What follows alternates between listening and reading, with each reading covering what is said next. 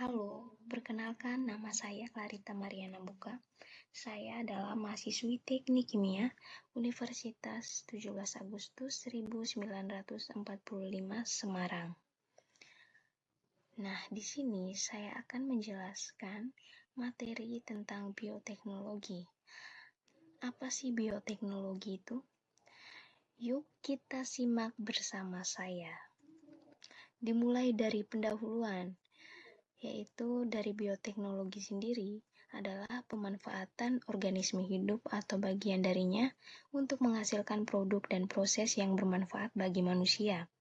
Sejak zaman dahulu, manusia telah secara tidak langsung menerapkan prinsip bioteknologi seperti dalam pembuatan tempe atau roti, menggunakan mikroorganisme seperti jamur atau ragi untuk mengubah bahan baku menjadi produk baru.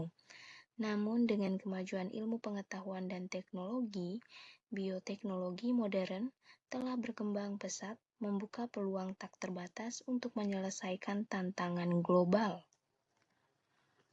Kemudian kita masuk pada jenis-jenis bioteknologi. Yang pertama ada bioteknologi konvensional atau tradisional. Jenis bioteknologi ini sudah ada dan dimanfaatkan oleh manusia sejak ribuan tahun lalu. Prinsipnya adalah memanfaatkan mikroorganisme utuh secara langsung tanpa melibatkan manipulasi genetik yang kompleks.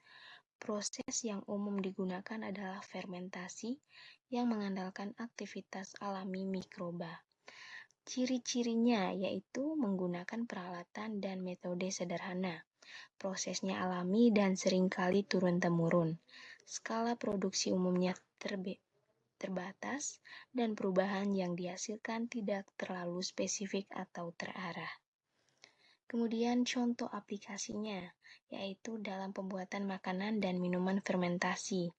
Yang pertama ada tempe, yaitu menggunakan jamur Rhizopus oligosporus untuk mengubah kedelai.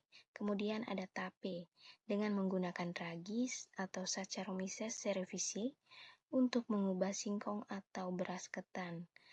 Kemudian ada yogurt, yaitu dengan menggunakan bakteri Lactobacillus bulgaricus dan Streptococcus thermophilus untuk mengubah susu.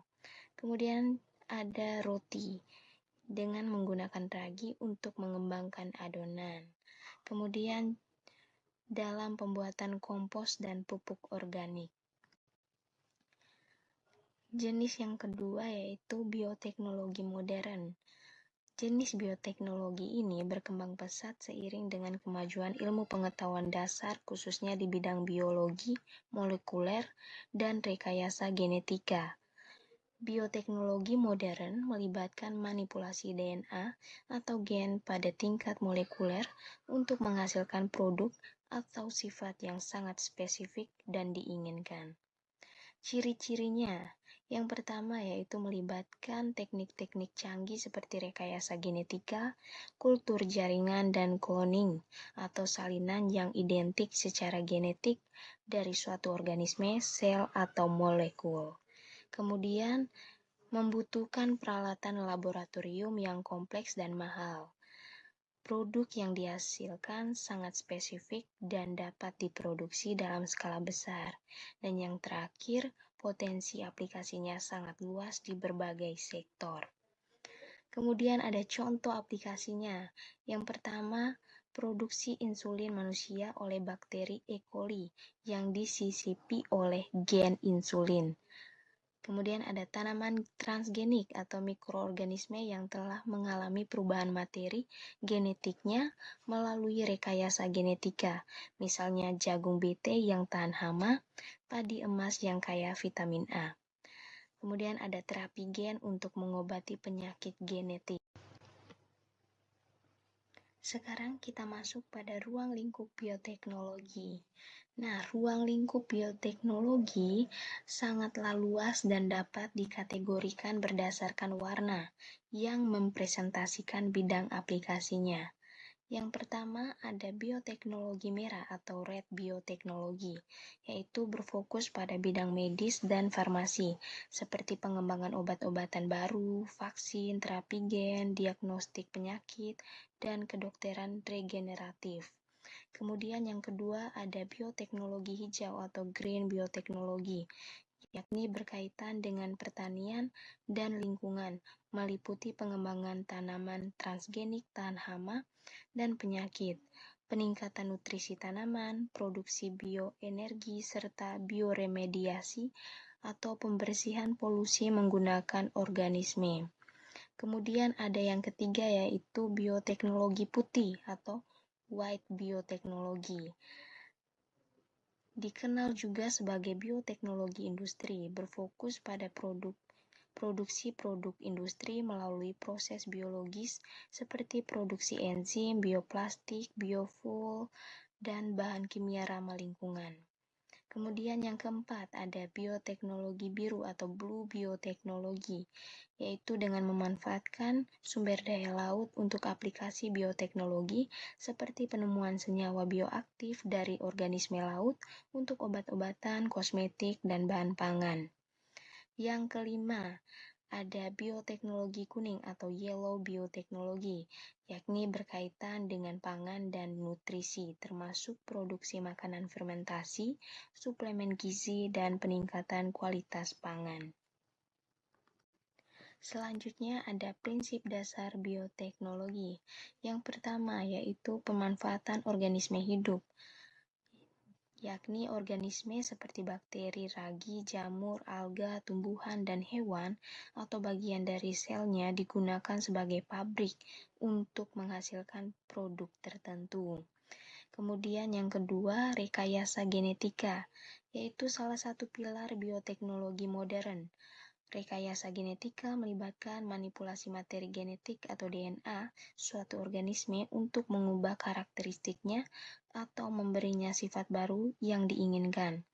Ini dilakukan dengan cara memotong, menyambung, atau memasukkan gen baru dalam genom. Genom sendiri adalah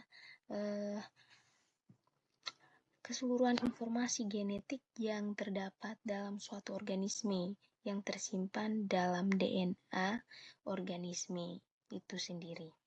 Kemudian yang ketiga ada kultur sel dan jaringan, yakni teknik untuk menumbuhkan sel atau jaringan di luar tubuh organisme dalam kondisi terkontrol. Ini memungkinkan produksi massal senyawa tertentu atau studi mendalam tentang perilaku sel. Kemudian ada yang keempat yaitu fermentasi, yakni proses metabolik di mana mikroorganisme mengubah substrat atau nutrisi menjadi produk yang lebih sederhana. Fermentasi telah digunakan secara tradisional dalam pembuatan makanan dan minuman dan kini banyak diaplikasikan dalam produksi antibiotik, enzim, dan bahan kimia. Dan yang kelima yaitu bioproses, di mana melibatkan penggunaan reaktor biologis untuk mengoptimalkan kondisi pertumbuhan mikroorganisme atau sel sehingga menghasilkan produk dengan efisien. Selanjutnya ada aplikasi bioteknologi. Yang pertama pada bidang kesehatan dan farmasi, yaitu ada vaksin dan obat-obatan, di mana produksi vaksin rekombinan, misalnya vaksin hepatitis B, insulin manusia, hormon pertumbuhan, dan berbagai antibodi monoklonal untuk pengobatan kanker dan penyakit autoimun. Kemudian ada terapi gen, yaitu upaya memperbaiki atau mengganti gen yang rusak untuk mengobati penyakit genetik seperti fibrosis kistik dan hemofilia. Kemudian ada diagnostik, yaitu pengembangan alat diagnostik atau alat untuk menentukan jenis penyakit berbasis DNA dan protein untuk deteksi dini penyakit menular, misalnya tes PCR untuk COVID-19 dan genetik. Kemudian ada kedokteran regeneratif, yakni pemanfaatan sel punca untuk mengganti atau meregenerasi jaringan dan organ yang rusak. Kemudian pada bidang pertanian dan pangan, yaitu ada tanaman transgenik, yaitu dengan pengembangan tanaman yang tahan hama, misalnya jagung bete, tahan herbisida atau memiliki kandungan nutrisi yang lebih tinggi, misalnya beras emas dengan vitamin A. Kemudian ada peningkatan produktivitas ternak, yaitu pemanfaatan hormon pertumbuhan pada ternak untuk meningkatkan produksi susu atau daging, serta pengembangan vaksin untuk penyakit hewan. Kemudian ada yang ketiga, yaitu produksi pangan fungsional, dengan pengembangan makanan dengan memanfaatkan kesehatan tambahan seperti probiotik atau bakteri baik dan prebiotik, yaitu makanan bagi bakteri baik itu sendiri. Kemudian yang keempat ada biopestisida dan biofertilizer atau pupuk hayati, di mana alternatif ramah lingkungan untuk bahan kimia pertanian sintetik. Kemudian ada yang ketiga yaitu pada bidang industri dan lingkungan. Ada biofuel, di mana produksi etanol dari biomasa dan biodiesel dari minyak nabati sebagai sumber energi alternatif. Kemudian ada bioplastik, dengan pengembangan plastik yang dapat terurai secara hayati dan mengurangi limbah. Kemudian ada enzim industri, di mana produksi enzim untuk deterjen, industri tekstil, kertas, dan makanan. Kemudian ada yang keempat, bioremediasi, yaitu pemanfaatan mikroorganisme untuk membersihkan tumpahan minyak, limbah industri, atau polutan lainnya di lingkungan.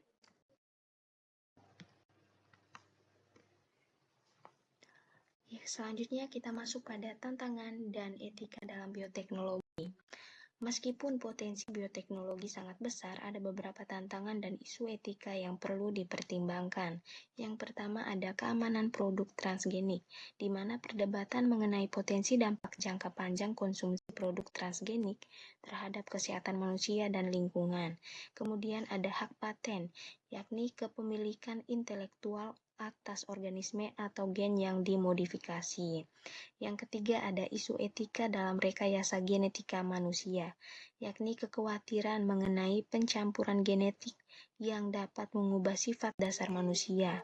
Kemudian ada yang keempat, yaitu akses dan keadilan, di mana kesenjangan dalam akses terhadap teknologi dan produk bioteknologi antara negara maju dan berkembang. Kemudian yang kelima, ada bioetika, yaitu perlunya kerangka kerja etika yang kuat untuk membimbing penelitian dan aplikasi bioteknologi agar selaras dengan nilai-nilai kemanusiaan. Nah, yang terakhir ada kesimpulan dari penjelasan yang telah saya jelaskan tentang bioteknologi itu sendiri, di mana bioteknologi adalah bidang yang memiliki potensi atau efek untuk menyebabkan perubahan yang signifikan dan berkembang, menawarkan solusi inovatif untuk berbagai masalah global, mulai dari kesehatan, pangan, energi hingga lingkungan. Dengan terus berkembangnya penelitian dan teknologi, potensi bioteknologi akan semakin terbuka lebar. Namun, kemajuan ini harus diimbangi dengan pertimbangan etika yang mendalam dan regulasi atau aturan yang bijaksana demi keberlanjutan dan kesejahteraan manusia. Mungkin dari saya tentang pemahaman mengenai materi bioteknologi. Sekian, saya ucapkan terima kasih.